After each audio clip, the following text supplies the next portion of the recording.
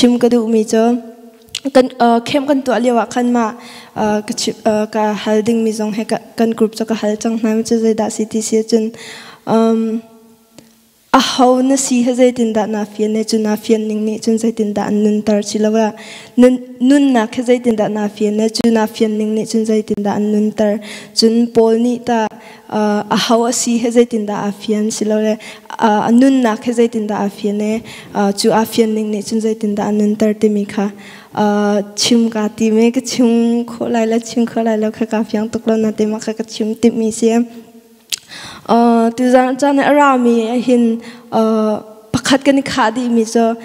kan ni cho kan ngak chia te in khri pha kan si te ka khin kan zoom pe ka zoom lo pe ka khri pha kan si te ka khin pathian dot nak kham nak thong tha khe athai di mi long te kan se asna in kan zoom lo khe cho kan ma chiu ni khan kan ne thai lai e na zoom ta tak le na chaw hlan ta tak le tak lo kha chu nang ma long ne khan ne thai e kan ni cho kan thai man tuk in kham a her mi kan se kham nak he kan ma tin a to kho mi kan si lo jong khan nan thai la ka zoom rom panga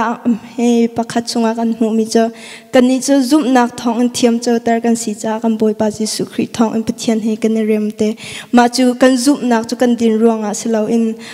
kan zoom ruang tu a khan thiam cho tar mi kan si kha alang tar machun kham nak a fiang ta tak e kham nak a chau ta tak mi ni chun thisen in jok mi asi kha ang hal tika anun nak amaru ta tak kha khri asi kha tha te khan a fiang machun pon ne nun nak ko nga zeda question a hal tia chun nun nak hi ka cha a zeda asi te kai ka cha a chun nun nak chu khri asako te kha philippi angan pakhat am he kulen kulla khat chunga khan kan hu nang la kai zong he kan ma cha longa nung ding mi kan si lo kha a fiang ten akan chom piak pol ne zai cha ti ya chun zai zong vial te hi ama thong in a mi an si ama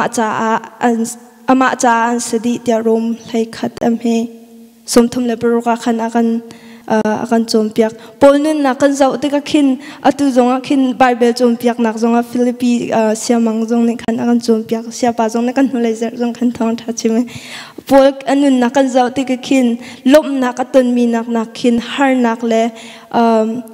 ki tem in nak atur mi khe alet khin atam de tok asina an khi chung zonga khin ani cha lom na ka mu lom alom khawe amhui tin cho pathian thong kartar kha su zungzal pol ne akan du piak mi cho kan ma jong khe khrizum tu kan siti ka khin khring hal nak le thai na ka khin thantar khe akan du te mi kha chim than ka du siamang na kan chiat akan chimtar lang mi philippi angan pa pakhat ku lakwa khricharian tron thian siti ka azum leilong hislo in acha I tem in nak hu jong hi asi chi ti mi kha ani chu abak khasi achim man tok in atwa ve bok ma te ka khin kan ma jong khe how kan si khe